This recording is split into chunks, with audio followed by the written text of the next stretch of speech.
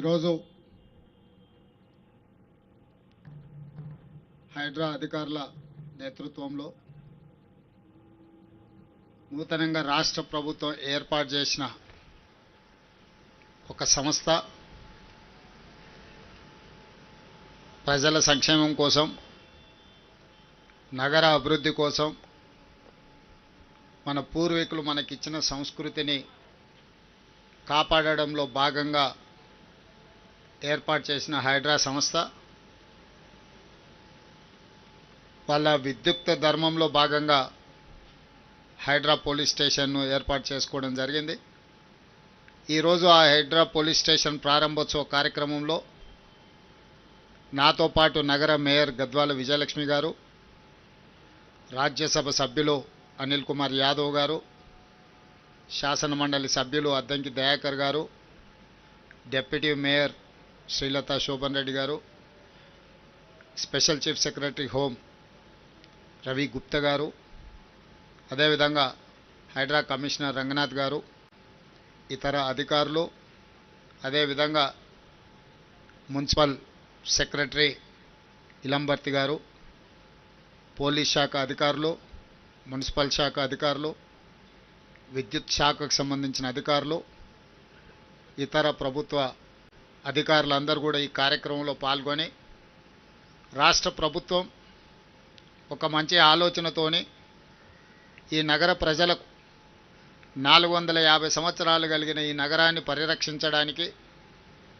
ఈ నగర ప్రజల యొక్క అవసరాలను, ఆర్థిక అభివృద్ధి కోసం తీసుకున్న నిర్ణయాన్ని ఈరోజు మీడియా మిత్రుల సమక్షంలో చర్చించుకొని భవిష్యత్ కార్యాచరణను నిర్ణయించుకోవడానికి ఏర్పాటు చేసిన అధికారులందరినీ కూడా మనస్ఫూర్తిగా నేను అభినందిస్తున్నా.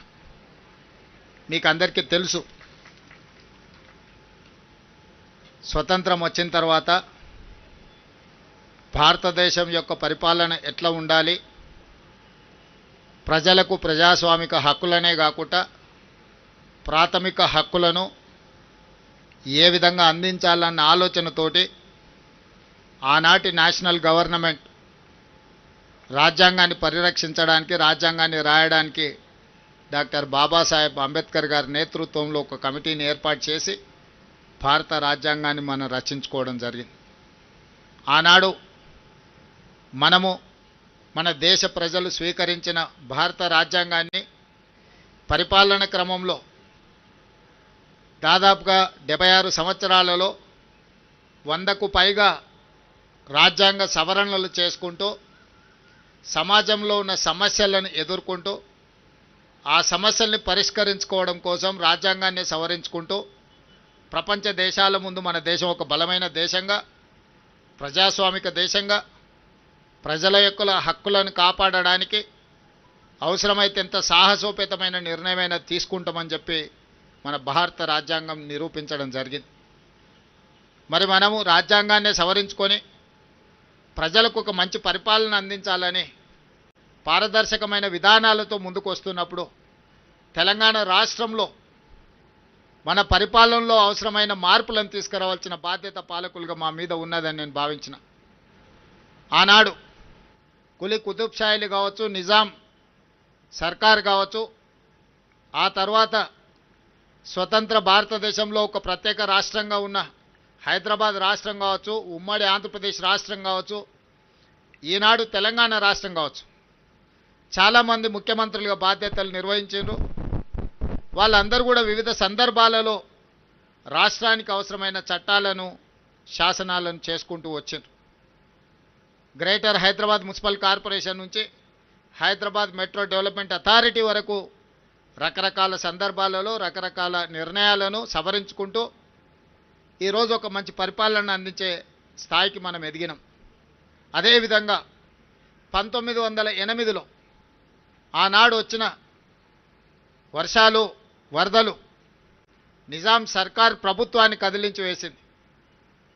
నిజాం కకావికలమైపోయిన హైదరాబాదు నగరాన్ని చూసి బోరున విలపించి ఈ వరదలను, ఈ మానవాళి యొక్క నాశనాన్ని నివారించాలి, నిలువరించాలని ఒక గొప్ప ఆలోచన చేసి 1908లో వచ్చిన వరదలో వేలాది మంది ప్రజలు ఆనాటి హైదరాబాద్ రాష్ట్ర పౌరులు చనిపోతే నిజాం ఒక గొప్ప ఆలోచన చేసి మోక్షగుండం విశ్వేశ్వరయ్యను ప్రపంచంలోనే టెండర్లు పిలిచి ఈ వరదలను నియంత్రించడానికి నిలువరించడానికి హైదరాబాదు నగరాన్ని సుందరీకరించడానికి ఒక గొప్ప ఆలోచన చేసి వారు అడుగు ముందుకేశారు.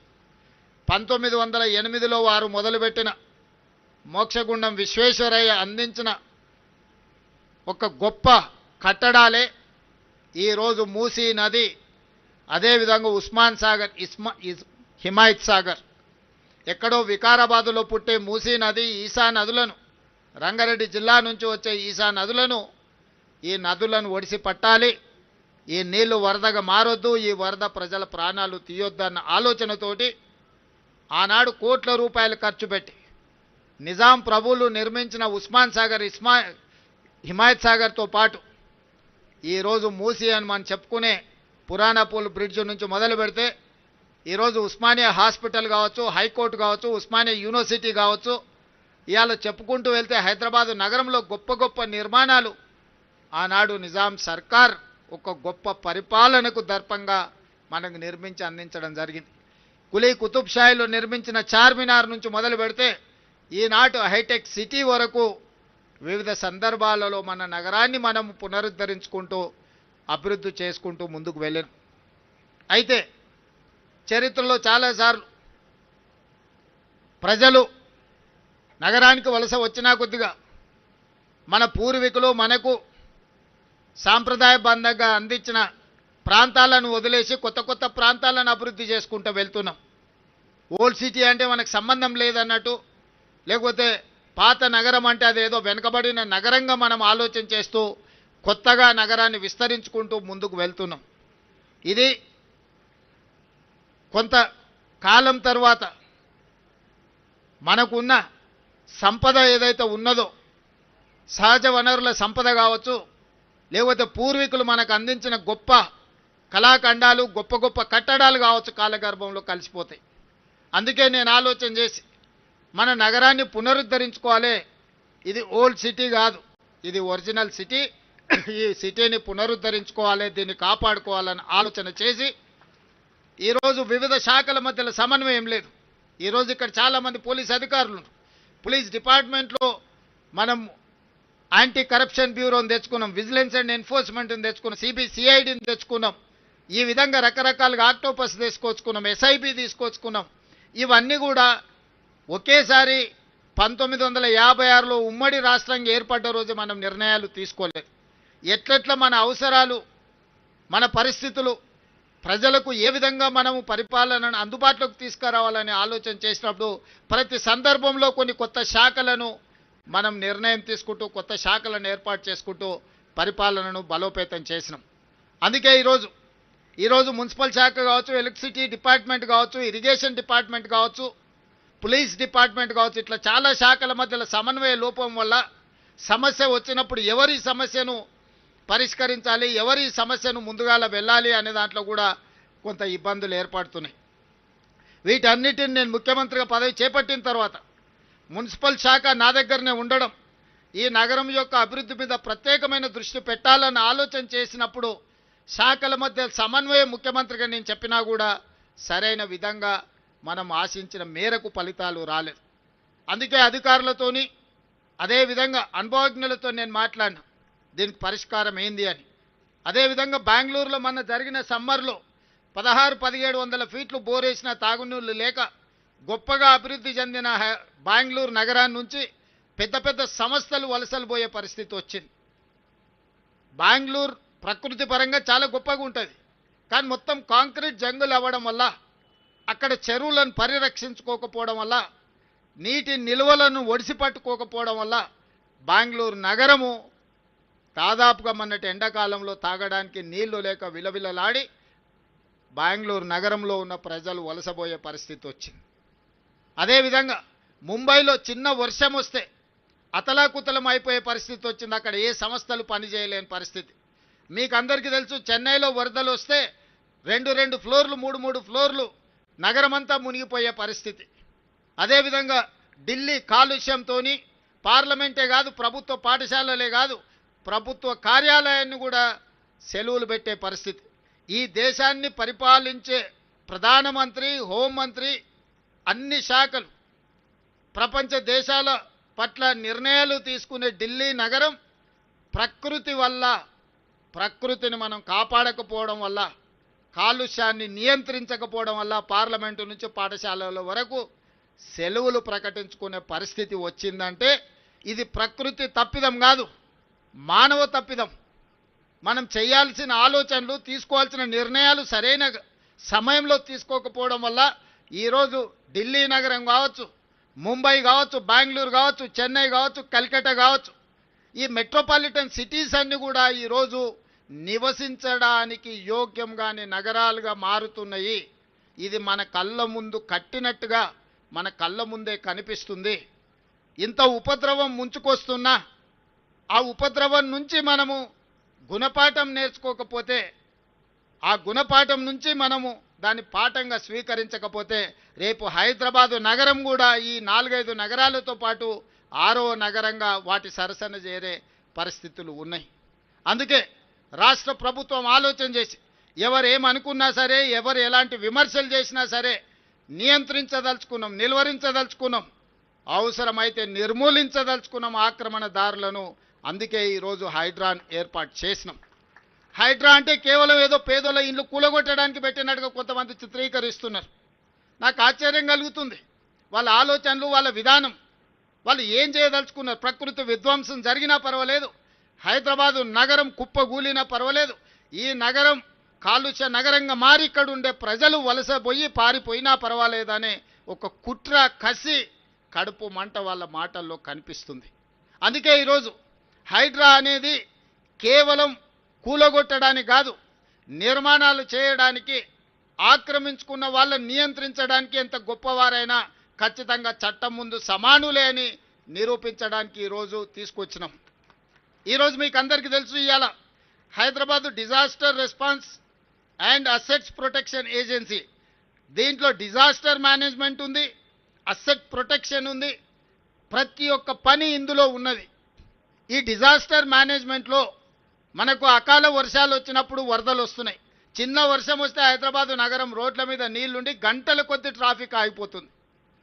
సామాన్య ప్రజలు ఎంతో ఇబ్బందికి గురవుతున్నారు. ఈ మధ్యకాలంలో వర్షాలు, వరదలు వచ్చినప్పుడు ఇళ్లలకు నీళ్ళు వచ్చి 2 ఫ్లోర్లు నీళ్ళు వచ్చి జీవితకాలం కష్టపడి సంపాదించుకున్న తిను బండారాల నుంచి ఉప్పు, పప్పు, బెల్లం, చింతపండు నుంచి మొదలు పెడితే వాళ్ళు కొనుక్కున్న టీవీలు, సైకిల్ మోటార్లు, లేకపోతే పిల్లల చదువులు, పిల్లల సర్టిఫికెట్లు, కట్టు బట్టలతో సహా నీళ్ళల్లో మునిగిపోయి పేదలకు అన్యాయం జరిగింది. ఆనాడు కుటుంబానికి 10,000 ఇస్తామని అన్నారు. 10 లక్షల ఆస్తి నీళ్ళల్లో మునిగిపోయి కన్నీరు మున్నీరైతున్న కుటుంబాలకు 10,000 రూపాయలు ఏ మూలకు సరిపోతాయి ఆలోచన చేయండి. ఇంతకుముందే మన వాళ్ళు చూపించారు. చివరికి ఆనాడు నిజాం కట్టిన ఉస్మానియా హాస్పిటల్, లక్షలాది మంది పేదలకు వైద్యాన్ని అందించే ఉస్మానియా హాస్పిటల్ చిన్న వర్షం వస్తే వరదల ఉస్మానియా హాస్పిటల్ మునిగిపోయింది. ఇవాళ కాలనీలే నీళ్ళల్లో మునిగిపోతున్నాయి. మరి వీటన్నిటి నుంచి ప్రజల్ని కాపాడాల్సిన బాధ్యత ఈ ప్రభుత్వానికి లేదా? ఈరోజు రోడ్ల మీద చిన్న గాలి వస్తే ఆ గాలికి చెట్లన్నీ ఇరిగి రోడ్ల మీద పడుతున్నాయి, కరెంటు స్తంభాలన్నీ ఇరిగిపోయి పడుతున్నాయి, కరెంటు పునరుద్ధరించలేని పరిస్థితి, కాలనీలకు రోజుల కొద్దీ కరెంటు ఇవ్వలేని పరిస్థితి. ఇదే కాదు, బలవంతులు గేటెడ్ కమ్యూనిటీ అనో లేకపోతే రాజకీయంగా పెద్దలం అనుకున్నోళ్ళు చిన్న చిన్న బస్తీల రోడ్లకు గోడలు అడ్డం కట్టి పేదవాళ్ళు మా కాలనీల వైపే రావద్దు, చూడొద్దు అన్నట్టుగా వాళ్ళు అధికారాన్ని అడ్డం పెట్టుకొని ఈరోజు పేదలకు ఇబ్బంది కలిగిస్తున్నారు. అందుకే వీటన్నిటిని పరిష్కరించడానికి ఈరోజు హైడ్రా కూలగొట్టడానికే ఉంది అని అపోహలు ఏవైతే కల్పిస్తున్నారో, హైడ్రా అనేది ఈరోజు వర్షాలు వస్తే నిమిషాల మీద రోడ్ల మీద కూలిన చెట్లను అడ్డు తొలగిస్తున్నారు. నిమిషాల మీద మీకు కట్టైన మీ కాలనీలకు రాని కరెంటును పునరుద్ధరించే పని చేస్తున్నారు. రోడ్ల మీద నిలబడ్డ నీళ్లను ముందుగానే టెక్నాలజీ వాడి ఏ ప్రాంతంలో 5-6 గంటల తర్వాత ఒక రోజు ముందే ఎక్కడ వర్షం అత్యధికం ఉంది అని అంటే ఆ ఏరియాలో హైడ్రా సిబ్బంది అందరూ సంసిద్ధంగా ఉండి ట్రాఫిక్ను స్ట్రీమ్ లైన్ చేయడమే కాదు, వరదలు వస్తే ఎట్లా ఎదుర్కోవాలి, బురదలో ఎవరైనా చిక్కుకుంటే వాళ్ళని ఎట్లా కాపాడాలి అనే ప్రణాళికలు కూడా ఈరోజు హైడ్రా సిబ్బంది నిరంతరం పనిచేస్తారు. ఇవాళ వేలాది మంది హైడ్రాలో పనిచేస్తున్నారంటే ఇవాళ 1,20,00,000 మంది నగరంలో ఉన్నవాళ్ళు Hyderabad outer ring road inside core urban reason ring road లోపల ఉన్న నగరం ఈరోజు 1,20,00,000 మంది ప్రజలు ఉన్నారు. 940 చెరువులు ఉంటే 491 చెరువులు కబ్జాలు గురైపోయినాయి. పెద్ద పెద్ద నాలాలు ఉంటే నాలాలన్నీ మూసుకుపోయినాయి. రోడ్ల మీద ఆక్రమణల గురించి నేను చెప్పాల్సిన పని లేదు. నేను ఈరోజు పౌరులను అడుగుతున్నా, ఈరోజు ట్రాఫిక్ జామ్లకు ఈరోజు రోడ్లను ఆక్రమించుకున్న వాళ్ళు కాదా? ఈరోజు మీరు రోడ్ల మీద గంటల కొద్దీ చిన్న వర్షం వచ్చినా ఆగుతున్నారు అంటే నాలాలను ఆక్రమించుకొని అక్రమ నిర్మాణాలు చేపట్టడం వల్ల మీరు ఇబ్బంది పడుతున్నారు కదా. ఇవాళ విలాసవంతమైన వాటర్ వ్యూ అని లేకపోతే లేక్ వ్యూ అని అపార్ట్మెంట్స్ కట్టుకున్న వాళ్ళు పోయి డైరెక్ట్గా చెరువులో కడుతురు. గండిపేట హిమాయత్ సాగర్ లాంటి చెరువులల్లా కట్టినోళ్ళు ఈరోజు వాళ్ళ ఫామ్ హౌస్ల డ్రైనేజీ తీసుకెళ్ళి తాగునీళ్ళలో కలుపుతున్నారు.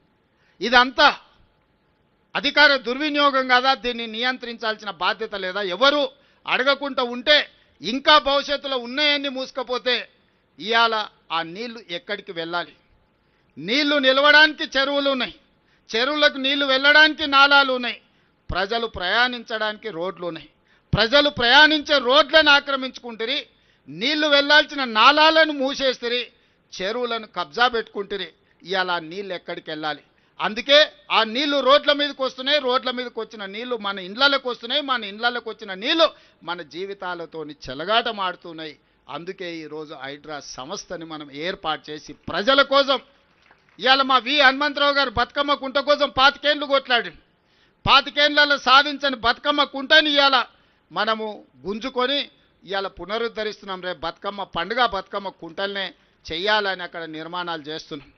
గొప్ప వ్యక్తులు, ప్రముఖ వ్యక్తులు మీకు తెలుసు హైటెక్ సిటీ ప్రాంతంలో ఆక్రమించుకుంటే ఆ చెరువుల ఆక్రమణలు తొలగించి ఇవాళ చెరువులను ఆహ్లాదకరంగా తీర్చిదిద్దే ప్రయత్నం చేస్తున్నాం. చెరువులను మేము కాపాడడం తప్ప చెరువులలో నీళ్లు ఉంటేనే కదా ఈ నగరం యొక్క గ్రౌండ్ వాటర్ పెరిగేది. ఎవరైతే మూసీని ఆక్రమణల్ని ప్రోత్సహించిండ్రో, ఎవరైతే మూసీల అక్రమ నిర్మాణాలు చేపట్టినరో, ఎవరైతే చెరువులను ఆక్రమించుకున్నారో, ఎవరైతే నాలాలను ఆక్రమించుకున్నారో వాళ్ళకే హైడ్రా అంటే భయము, హైడ్రా అంటే కోపం. సామాన్య ప్రజలకు కోట్లాది మంది ఇతర ప్రాంతాల నుంచి ప్రతిరోజు 10 లక్షల మంది ఇతర ప్రాంతాల నుంచి హైదరాబాదు నగరానికి వచ్చి పనులు చూసుకొని వెనక్కి వెళ్తున్నారు. గంటల కొద్దీ ట్రాఫిక్లో ఇరుక్కపోతే వాళ్ళ సమయమే కాదు వాళ్ళ పనులు కూడా వృధా అయిపోయే పరిస్థితి ఉంది కదా. ఇవాళ ఈ నగరాన్ని ఇట్లే కాలుష్యానికి వదిలేద్దామా? ఈ నగరాన్ని ఇట్లనే నిర్లక్ష్యానికి బలి చేద్దామా? మీరందరూ ఆలోచన చెయ్యండి. అందుకే ఈరోజు ఎవరు ఏమనుకున్నా సరే ఈరోజు ప్రజలకు అవకాశం ఇచ్చిండ్రు. ఈ అధికారంతో ప్రజలకు మేలు చెయ్యాలన్నదే మా ఆలోచన. ప్రజలకు ఉపయోగపడే నిర్ణయం కొంతమంది వ్యక్తులు కడుపు మంటతో మమ్మల్ని వ్యతిరేకించినా, మమ్మల్ని దూషించినా నేను పట్టించుకోదలుచుకోలేదు. ఇవాళ మీరు చూడండి, చెరువులను, నాలాలను, మూసీలను ఆక్రమించుకున్న పెద్దవాళ్ళను తొలగించి పేదవాళ్లకు ఒక మంచి జీవితాన్ని ఇవ్వాలని డబుల్ బెడ్రూమ్ ఇండ్లు ఇచ్చినాం. ఇవాళ మూసీలో ఉన్న వాళ్ళని ప్రక్షాళన చేయడం ద్వారా ఇవాళ మన నగరానికి ఒక గొప్ప వరం. నేను ప్రపంచ దేశాలన్నీ తిరిగి చూసి వచ్చిన.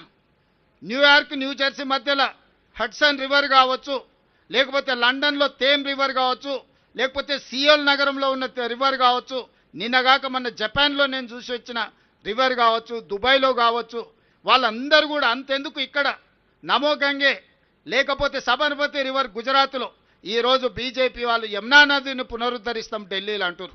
గుజరాత్ వాళ్ళు సబర్మతి రివర్ ఫ్రంట్ కట్టుకోవచ్చు, ఉత్తరప్రదేశ్లో గంగా నదిని పునరుద్ధరించుకోవచ్చు, ఢిల్లీ నగరంలో యమునా నదిని పునరుద్ధరిస్తామని చెప్తే అది గొప్ప మాటగా కొంతమందికి వినిపిస్తుంది.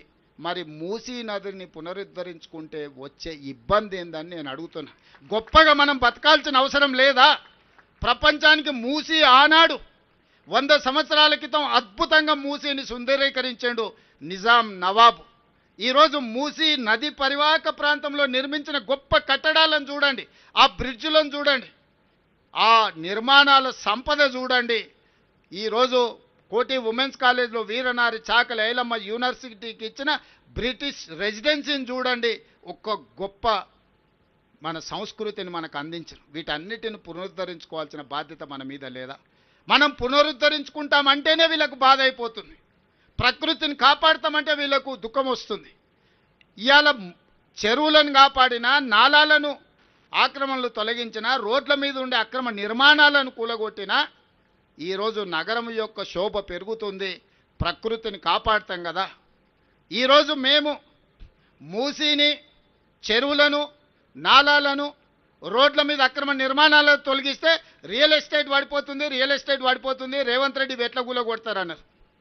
సరేనయ్యా, మరి రియల్ ఎస్టేట్ పెంచుదామని 400 ఎకరాలు ఎవడికో ప్రైవేట్ కంపెనీకి కట్టబెడితే 20 ఏళ్ళు వీళ్ళు వానికి అప్పచెప్తే 20 ఏళ్ళ తర్వాత నేను కొట్లాడి వెనకకి తెచ్చి ఒక పెద్ద ఐటీ పార్కును డెవలప్మెంట్ చేస్తే లేదు ఇక్కడ ప్రకృతిని కాపాడాలి, ఇక్కడ చెట్టు ఉంది, పుట్టు ఉంది, పాము ఉంది, పిట్ట ఉంది, పాములు ఎట్లా బతుకుతాయి, పిట్టలు ఎట్లా బతుకుతాయని ఈరోజు ఆ 400 ఎకరాలను అడ్డుకుంటారు. అసలు మీ బాధ ఏంది?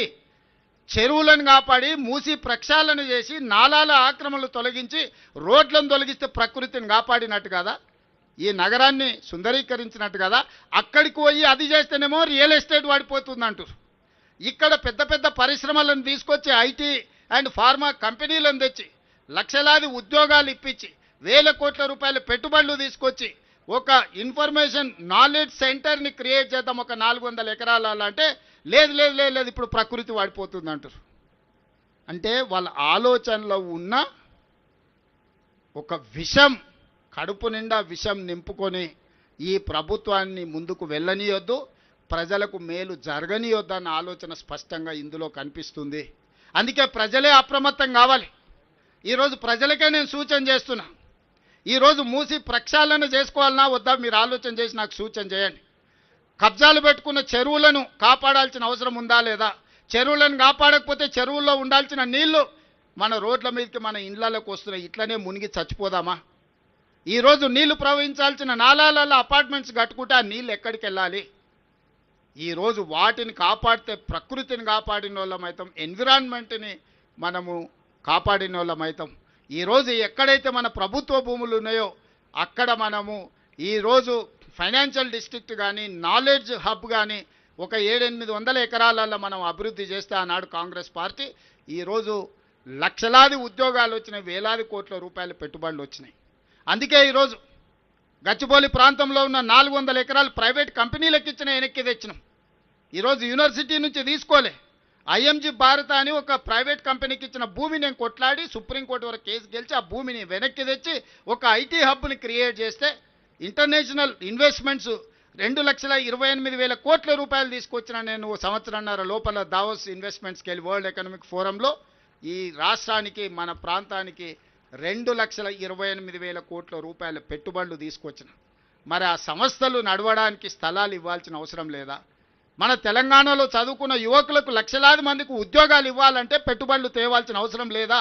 ఇవాళ ఐటీ రంగంలో లక్షలాది మంది పనిచేస్తారు, ఐటీ నిపుణులే కాదు, డ్రైవర్లు పనిచేస్తలేరా, వాళ్ళ దగ్గర పనిచేసే వాళ్ళు చేస్తలేరా? ఎంత పరోక్షంగా మనం సపోర్ట్ చేస్తున్నాం. ఇవాళ Ola, Uber, taxi, hotels, restaurants, చిన్న చిన్న టీ బండి కొట్టు నుంచి మొదలు పెడితే ఐటీ ప్రొఫెషనల్ వరకు ఈ పెట్టుబడులు రావడం వల్ల ఈరోజు బతుకుతున్నారు. ఉద్యోగ ఉపాధి అవకాశాలు ఈరోజు మనం కల్పిస్తున్నాం. 400 ఎకరాలలో 1,00,000 ఉద్యోగాలు వచ్చి దాదాపుగా 50,000 కోట్ల రూపాయల పెట్టుబడులతోని ఈరోజు మనం అభివృద్ధి చేయాలనుకుంటే దాన్ని అడ్డుకుంటారు. ఒక పక్కన నేను రాబోయే రోజుల్లో మా అధికారులను మూసి పరివాహక ప్రాంతంలో ఏమీ లేనివాడు, ఏ విధంగా బతకడానికి అవకాశం లేనోడు ఆ మూసి మురికి కూపంలో మునిగి తేలుతున్నాడు. మూసిలో బతకాలని ఎవరు కోరుకోరు. ఆ దోమల బాధ, మూసి మురికి వాసన, ఇక్కడనే ఎంత వాసన వస్తుందో మీరు చూసిండ్రు కదా. మూసిలో ఎట్లాంటి నరక పరిస్థితులు ఉంటాయో మీరు ఆలోచన చేయండి. అంత నరకంలో బతకాలని ఏ పేదవాడైనా అనుకుంటాడా? ఈరోజు నేను అసెంబ్లీలో అడిగిన ప్రతిపక్షాలు, ఆ మూసిలో నివసిస్తున్న వాళ్ళకి ఏమి ఇద్దామో చెప్పండి. 5 లక్షలు ఇద్దామా, 10 లక్షలు ఇద్దామా, డబుల్ బెడ్రూమ్ ఇల్లు ఇద్దామా, 120 గజాల ప్లాట్ ఇద్దామా, ఇందిరమ్మ ఇల్లు ఇద్దామా? ప్రభుత్వం నుంచి ఒక 10,000 కోట్లు మూసిలో మురికిలో బతుకుతున్న పేదవాళ్ళకు ఒక మంచి జీవితాన్ని నుంచి ఒక మంచి వాళ్ళ పిల్లలకు మంచి పాఠశాలలు ఇచ్చి వాళ్ళకి చదువుకోవడానికి వసతులు ఇచ్చి వాళ్ళకు ఉద్యోగ ఉపాధి అవకాశాలు కల్పిద్దాం, కలిసి రండి అంటే రారు. మీరు అక్కడి నుంచి వాళ్ళని తరలించొద్దంటారు. మీరేమో జూబ్లీ హిల్స్, బంజారా హిల్స్లు, జన్వాడల లేకపోతే ఎర్రవల్లి ఫామ్ హౌజులలో విశాలమైన భవంతులలో మీరు ఏమో బతుకుతారు. వాళ్ళు మాత్రం మూసీల్నే ఆ మురికిలోనే మునిగి చావాలనా అని నేను అడుగుతున్నా అడ్డుకునే వాళ్ళని. ఇవాళ నరేంద్ర మోడీ గారు సబర్మతి రివర్ ఫ్రంట్ గుజరాత్లో కట్టుకుంటాడు. ఢిల్లీ బీజేపీ ప్రభుత్వం యమునా నది రివర్ ఫ్రంట్ కట్టుకుంటుంది ఢిల్లీలో. యోగి ఉత్తరప్రదేశ్లో గంగా నది ప్రక్షాళన చేస్తాడు. మరి తెలంగాణ ప్రజలు మూసి ప్రక్షాళన చెయ్యొద్దా?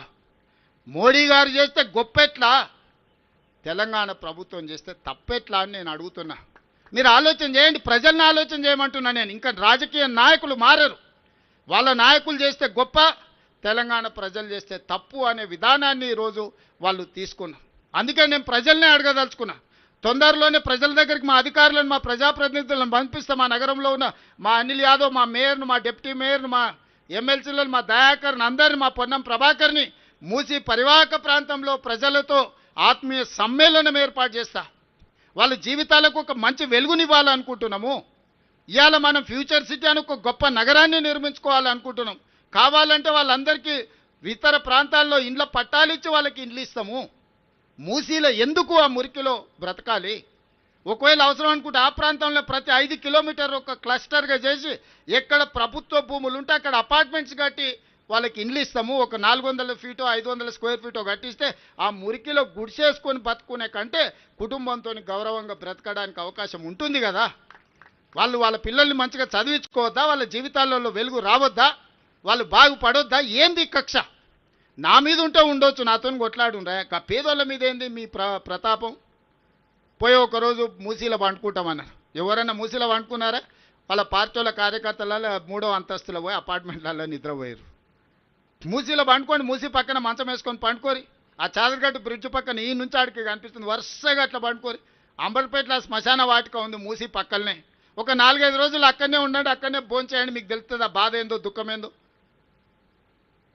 అందుకే ఈ వేదిక మీద నుంచి ఈడున్న వాళ్ళకంటే వింటున్న వాళ్ళందరికీ నేను చెప్పదలుచుకున్న, హైదరాబాద్ నగరాన్ని ఆనాడు నిజామే అంత గొప్పగా ఉస్మాన్ సాగర్, హిమాయత్ సాగర్ కట్టి మూసి ప్రక్షాళన చేసి మూసి పరివాహక ప్రాంతంలో అద్భుతమైన కట్టడాలతోని ఉస్మానియా యూనివర్సిటీ నుంచి మొదలు పెడితే ఉస్మానియా హాస్పిటల్ వరకు, హైకోర్టు వరకు, సిటీ కాలేజ్ వరకు, చార్మినార్ ప్రాంతంలో ఉన్న వ్యాపార సంస్థల్ని వారు మనకు ఒక గొప్ప వారసత్వ సంపదగా ఇచ్చిండు. ఈ వారసత్వ సంపదను కాపాడుకొని నగరాన్ని మనం పునరుద్ధరించుకోవాలి. ఇదంతా వదిలేసి కొత్తది నిర్మించుకుంటూ పోతే పాత వారసత్వ సంపద ఏం కావాలి? అందుకే వారసత్వ సంపదను కాపాడుకుంటూ ప్రకృతిని మనము కాపాడుకుంటూ మన నగరాన్ని అభివృద్ధి చేసుకుందాం. ఈ అభివృద్ధిలో భాగంగా హైడ్రా భాగస్వామి అవుతుంది. హైడ్రా అధికారులకు కూడా నా సూచన, మానవీయ కోణంలో మీరు వ్యవహరించాలి. పేదల పట్ల సానుభూతితో ఉండాలి, పెద్దల పట్ల కఠినంగా ఉండాలి.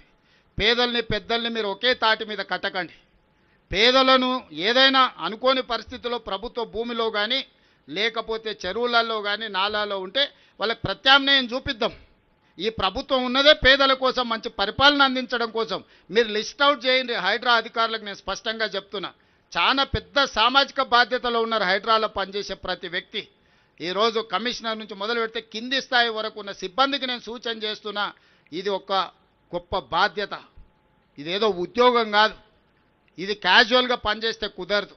దీనికి కొంత మానవీయ కోణాన్ని తోడు చేయండి. పేదలకు ప్రత్యామ్నాయం ఎట్లా చూపిద్దామో ఆలోచన చేయండి. ప్రణాళికలు తీసుకొని రండి, పేదల్ని ఆదుకుందాం. ప్రభుత్వం సిద్ధంగా ఉంది పేదలకు న్యాయం చేయడానికి. పెద్దల పట్ల మాత్రం కఠినంగా వ్యవహరించండి. పెద్దల్ని ఎవరు మీకు ఎంత ఒత్తిడి వచ్చినా పెద్దల గురించి మీరెవరు ఆలోచన చేయాల్సిన పని లేదు. మీ ముఖ్యమంత్రి మీతోని ఉన్నాడు. కఠినంగా పెద్దల పట్ల వ్యవహరించండి. పేదల పట్ల మానవీయ కోణంలో పేదలను ఆదుకుందాం. పేదలకు ప్రత్యామ్నాయ ఏర్పాట్లు చేద్దాం. అది మూసీ నది కావచ్చు, గండిపేట చెరువు కావచ్చు, లేకపోతే నాలాలు కావచ్చు, వేటినైనా పేదలను గుర్తించండి. పేదలకు ప్రత్యామ్నాయంగా వాళ్లకు ప్రభుత్వం అన్ని వసతులను ఏర్పాటు చేస్తుంది. వాళ్ళ పిల్లల చదువులకు కానీ, వాళ్ళ వ్యాపారాలకు కానీ, లేకపోతే వాళ్ళకు ఉద్యోగ ఉపాధి అవకాశాలు కల్పించి ముందుకు వెళ్తాం. మీడియా మిత్రులకు కూడా నా విజ్ఞప్తి, ఈ నగరాన్ని కాపాడుకుంటే ప్రకృతిని మనల్ని కాపాడితే ప్రకృతి మనల్ని కాపాడుతుంది. ప్రకృతిని మనం ఆక్రమించాలనుకుంటే, ప్రకృతిని చేపట్టాలి మనం అనుకుంటే, చెరబట్టాలి అనుకుంటే ప్రకృతి వైపరీత్యానికి మొత్తం బలైపోయే పరిస్థితి వస్తుంది. ఈ నగరానికి మళ్ళీ ఢిల్లీనో ముంబయో చెన్నై నగరంలాగా కాకుండా హైదరాబాద్ నగరాన్ని ఒక గొప్ప నగరంగా తీర్చిదిద్ది దీన్ని ముందుకు తీసుకువెళ్దామని చెప్పి తెలియజేస్తూ మీ అందరి దగ్గర సెలవు తీసుకుంటున్న ధన్యవాదాలు మిత్రులారా.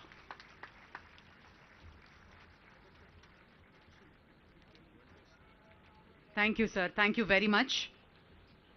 I request Shri K. Ilambarti, IAS Secretary, to kindly present a memento to the Honorable Chief Minister and all the other dignitaries on stage.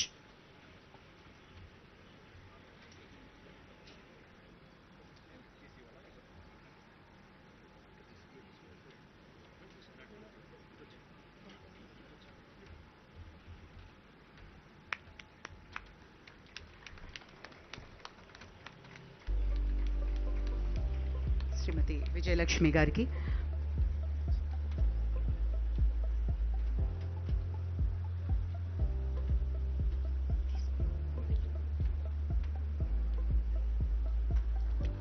Srilatha Reddy గారికి,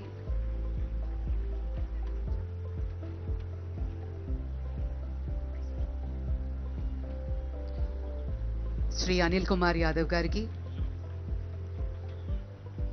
అలాగే అద్దంకి దయాకర్ గారికి,